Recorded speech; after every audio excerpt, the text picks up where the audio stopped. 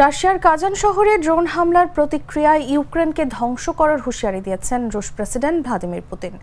গত শনিবার তাতারস্তান অঞ্চলের এই শহরে ৬টি ড্রোন আবাসিক ভবনে এবং একটি ড্রোন একটি শিল্প কারখানায় আঘাত হানে।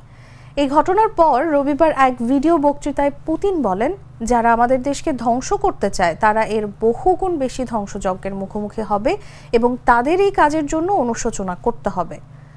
শনিবার সকালের ওই হামলায় আনুষ্ঠানিকভাবে এখনো কোনো হতাহতের খবর জানানো হয়নি। তবে রুশ গণমাধ্যম জানিয়েছে জানালার কাঁচ ভেঙে ৩ জন সামান্য আঘাত পেয়েছেন।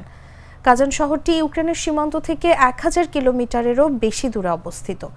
যদিও ইউক্রেন এই হামলার দায় স্বীকার করেনি, তবে এটি কিয়েভে রুশ ক্ষেপণাস্ত্র হামলার প্রতিক্রিয়া বলে ধারণা করা হচ্ছে।